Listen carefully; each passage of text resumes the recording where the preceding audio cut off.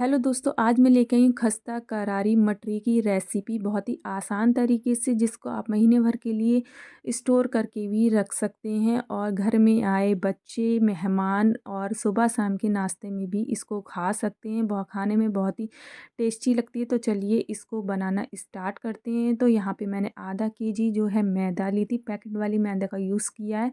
थोड़ा थोड़ा करके मैं इसको छान लूँगी, आप चाहें तो खुली वाली का भी यूज़ कर सकते हैं। तो यहाँ पे मैंने 2 बार में इसको यहाँ पे मैंने छान लिया था मैदे को और ये अच्छे से साफ़ हो गई थी। और उसके बाद मैंने यहाँ पे निकाल ली थी 2 चम्मच मैदा। कटोरी में मैंने इसको निकाल लिया था क्योंकि मेरे पास इतनी ही थी, इसलिए मैंने इसमें से ही निकाल लिया था। आप चाहें अलग से भी हो तो इसमें से निकाल सकते हैं। तो स्वाद अनुसार नमक लेंगे कि ध्यान रखना है, हमें कमी नमक रखना है क्योंकि फ्राई करने के बाद ज़्यादा हो जाता है। और इसमें अजवाइन डाल देंगे, अच्छे से इसको मिक्स करेंगे, सब तरफ से मैदा में मिक्स कर देंगे अजवाइन और नमक को। उसके बाद इसमें एक बीच में होल करेंगे। तो होल करने के बाद यहाँ पे मैं डाल रही हूँ रिफ़ाइंड, आप चाहें तो घी का भी यूज़ कर सकते हैं। खस्ता करने के लिए रिफ़ाइंड का यूज़ करें, तेल पड़ता है। और इसको आटे के साथ यहाँ पर मिक्स कर देंगे अच्छे से, एकदम आपस में इन्हें मिक्स कर देना है। जब तक ये खूब अच्छे से मिक्स ना हो जाए तब तक हमें पानी नहीं डालना है। इस बात का हमें ध्यान रखना है। दोनों हाथों से एकदम मसल के भी आप कर सकते हैं। मैं यहाँ एक ही हाथ से का यूज़ कर रही हूँ, आप चाहें तो दोनों हाथ से अच्छे से मिक्स कर सकते हैं। तो कुछ इस तरीके से मुट्ठी बनने लगेगी। तो ये परफेक्ट तरीका हमारा है तेल लगाने का, मतलब आटे में कितना ज़रूरत पड़ती है तो उसका ये अंदाज़ा लगाने का परफेक्ट है। उसके बाद इसी में मैं डालूँगी गुनगुना पानी। तो यहाँ पे मैं गुनगुना पानी का यूज़ कर रही हूँ। धीरे धीरे जैसे रोटी का आटा मलते हैं ठीक उसी तरीके से यहाँ पे धीरे धीरे पानी डाल के और इसको हमें मलते रहना है। तो ध्यान रखना है इस बात का हमें कि आटा हमारा ना ज़्यादा टाइट हो और ना ही ज़्यादा मुलायम हो, क्योंकि बेलने में दिक्कत होगी। इसी वजह से मुलायम होगा तब भी और टाइट होगा तब भी हमें दिक्कत होगी। तो यहाँ पे मैंने आटे को रेडी कर लिया है। तो यहाँ पे डो बन के हमारा तैयार हो गया है। तो कुछ इस तरीके से हमें आटा रखना है। मैं चेक करके यहाँ पे दिखा रही हूँ। इस तरीके से हमारा आटा हो, इसको 10 मिनट के लिए ढक के रेस्ट पे छोड़ देंगे।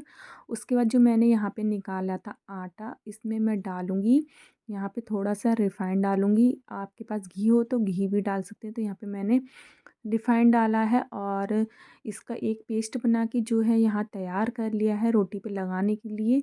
उसके बाद जो आटा रखा था 10 मिनट हो गए, तो उसके बाद मैंने यहाँ पे इसमें से लोई तोड़ ली थी। तो मैं 4 रोटी का बनाऊँगी, तो मैंने छोटी-छोटी सी यहाँ पे जो है 4 लोइयाँ जो थी वो बना के रेडी कर ली थी। तो काफ़ी बड़ी हो गई थी, तो फिर बाद में मैंने छोटा कर लिया था। आप लोगों को ध्यान रखना है, छोटी-छोटी हमें बनानी है, छोटी-छोटी ही रोटियाँ जो हैं वो बेलनी है, पतली करके एकदम से। तो यहाँ पे मतलब 4 जो हैं लोई बन के मैंने तैयार कर ली है और इसको बेलन की हेल्प से हमें यहाँ पे बेल लेना है, एकदम पतला करके रखना है। क्योंकि मैदा जो होती है उठाने के बाद थोड़ी सी खिंची जाती है, तो इस एकदम पतला सा इसको बेलना है। ज़्यादा जगह हो इसलिए मैं यहाँ पे बेल रही हूँ, ज़्यादा जगह की वजह से अच्छे से इस पे बिल जाएंगी। एकदम पतला रखना है। तो यहाँ पे एक रोटी बना के जो है वो मैंने रेडी कर ली थी। उसके बाद मैं यहाँ पे बनाने लगी यहाँ पे दूसरी रोटी जो थी उसको मैं यहाँ पे बनाने लगी। तो यहाँ पे मैंने दूसरी रोटी भी तैयार कर ली थी। उसके बाद मैंने तीसरी, फिर चौथी, और जो पेस्ट बना के रखा था उसको इस पे लगाएंगे और इसको फैला देंगे। उसके बाद दूसरी रोटी इसके ऊपर रखेंगे, वापस से फिर से इस पे वही पेस्ट लगाएंगे जो बना के रखा था मैदे का और फैला देंगे। फिर रोटी रखेंगे, फिर से लगाएंगे इस पे। तो मैं 4 रोटी का यूज़ कर रही हूँ, आप चाहें 6 या 2 या 3 का भी यूज़ कर सकते हैं। फिर से लगाएंगे, फिर जिस तरीके से चकोर पराठा जो बनाते हैं ठीक उसी तरीके से हमें हमें इसको यहाँ पे मोड़ लेना है। कुछ इस तरीके से चकोर पराठे का शेप जो है एकदम इसमें मोड़ लेना है। और उसके बाद इसको फिर से यहाँ पे हमें बेल लेना है। तो हमें हल्के हाथ से बेलना है, ज़्यादा दबा के कस के नहीं बेलना है, क्योंकि फिर हमारी मटरी जो है वो फूलेंगी नहीं। तो इस तरीके से यहाँ पे बेल लिया है। उसके बाद इसको कट कर लेंगे। तो इसको मैं लंबा सेम टाइप में रख रही हूँ, आप चाहें तो किसी भी शेप में रख सकते हैं, जो भी आपका मन करे। तो यहाँ पे मैंने चाकू की हेल्प से काट रही हूँ, आपके पास कटर हो या कुछ भी हो आप उसकी हेल्प से काट सकते हैं। इसको लंबा करके मैंने रखा था, तो ये ज़्यादा लंबा हो रहा था कुछ, तो फिर मैंने इसके से बीच में से भी 2 बार मैंने इसमें कट मार दिया था और इनको मैंने जो है छोटा कर लिया था, सेम के आकार में ये बना लिए थे। उसके बाद इसको मैंने यहाँ से निकाल के और अब मतलब रख लिया था प्लेट में अलग। तो कुछ इस तरीके से हमें काट लेना। तो मैंने फिर सारी काट ली थी यहाँ पे।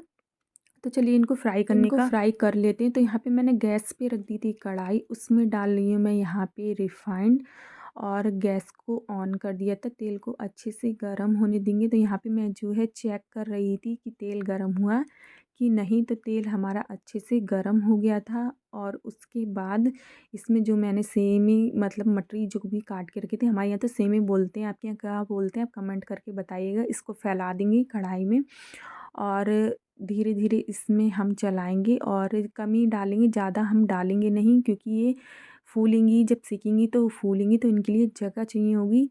तो इसलिए कम ही डालेंगे, इसमें ज़्यादा एकदम नहीं भर के डालनी है, थोड़ी थोड़ी करके हमें सेक लेना है। तो इसको अलटा पलट करके यहाँ पे हमें इसे भूंज लेना है। तो यहाँ पे ये हमारी अच्छे से फ्राई हो गई थी और इसको हम निकाल लेंगे अलग बर्तन में। तो यहाँ पे हमारी मटरी बनकी हो गई है रेडी। तो ये इस तरीके से इनका जो कलर है एकदम आया था रेड कलर करके, जो तो मैंने भूंज लिया था। कुछ इस तरीके से लेयर वगैरह बन गई थी इसमें थोड़ी बहुत। उसके बाद सारी मटरियों को मैंने भूंज के एकदम तैयार कर लिया था और हमारी मटरी जो है वो बनकी हो गई थी रेडी। एकदम खस्ता बनी थी, बहुत ही टेस्टी बनी थी, स्वादिष्ट बनी थी बहुत ज़्यादा। इसको आप चाय नाश्ते, सुबह की चाय, शाम की चाय के भी साथ खा सकते हैं। और ले जाके फिर मैंने अपनी बेटी को दिया। ये मैंने बनाई थी अपनी बेटी के लिए, क्योंकि बच्चों के लिए ऐसी चीज़ें सही रहती हैं घर में बनी हुई रखी हुई हों। उसके बाद ये ठंडी हो गई थी तो मैंने इसको स्टोर करके भी रख दिया था, क्योंकि बच्चा है घर में तो उसके लिए खाने में दे दो तो सही रहता है। तो इसी के साथ ही इस वीडियो को यहीं पे करते हैं एंड। और ये रेसिपी आप लोगों को कैसी लगी कमेंट करके ज़रूर बताइएगा। और आप लोगों को कैसी रेसिपी चाहिए तो वो भी प्लीज़ आप कमेंट करके बताइए। मिलते हैं नई वीडियो में, बाय।